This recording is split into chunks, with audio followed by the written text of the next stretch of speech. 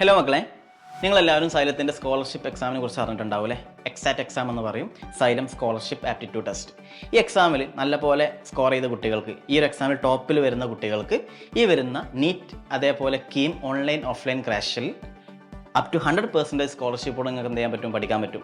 അതുമാത്രമല്ല, നെക്സ്റ്റ് ഇയറിൽ റിപ്പീറ്റ് ചെയ്യാൻ ആഗ്രഹിക്കുന്ന കുട്ടികൾക്ക് നീറ്റ് JEE ഓഫ്ലൈൻ ഓൺലൈൻ പ്രോഗ്രാമിലും അപ് ടു 100%ഓടെ നമുക്ക് എന്ത് ചെയ്യാൻ പറ്റും, പഠിക്കാൻ പറ്റും. അതുകൊണ്ട് നിങ്ങൾ ഇതിൻ്റെ ഈ എക്സാമിൻ്റെ സീരിയസ്നെസ് മനസ്സിലാക്കി പഠിക്കുക. ഇതിൻ്റെ സിലബസ് ഞാൻ പറയാം. അതായത് നിങ്ങൾക്കിപ്പോൾ നീറ്റിലെ കുട്ടികളാണെങ്കിൽ, നീറ്റ് ഫോക്കസ് ചെയ്യുന്ന കുട്ടികളാണെങ്കിൽ +2ലുള്ള biology, chemistry, physics NCERT based ആയിട്ട് പഠിക്കുക.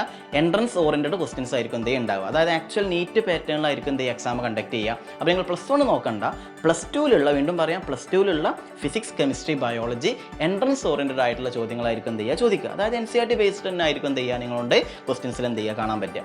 അതേപോലെ തന്നെ JEE അതേപോലെ കീമിനൊക്കെ റിപ്പീറ്റ് ചെയ്യാൻ താല്പര്യമുള്ള കുട്ടികളാണെങ്കിൽ നിങ്ങൾ ആ സിലബസിൽ ചോദിക്കും. അതായത് ബയോളജിക്ക് പകരം മാത്തമാറ്റിക്സ് ആണ് ഉണ്ടാവുക. മാത്തമാറ്റിക്സ്, കെമിസ്ട്രി, ഫിസിക്സ് ആയിരിക്കും ഉണ്ടാവുക. +1ൽ +2ലുള്ള ടോപ്പിക്കാണ് എന്ത് ചെയ്യുക, ചോദിക്കുക. അപ്പോൾ എക്സാമിൻ്റെ ടൈം മറക്കണ്ട.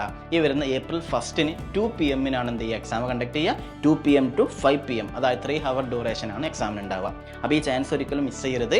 കാരണം അത്രയും ഫീസൊന്നും അടക്കാണ്ട് നമുക്ക് ഫ്രീ ആയിട്ട് എന്ത് ചെയ്യാൻ പറ്റും, ഇത്രയും നല്ലൊരു പ്രീമിയം ഇൻസ്റ്റിറ്റ്യൂട്ടിൽ എന്ത് ചെയ്യാൻ പറ്റും, പഠിക്കാൻ പറ്റും. അപ്പോൾ എക്സാം നല്ലപോലെ പ്രിപ്പയർ ചെയ്യുക. All the best.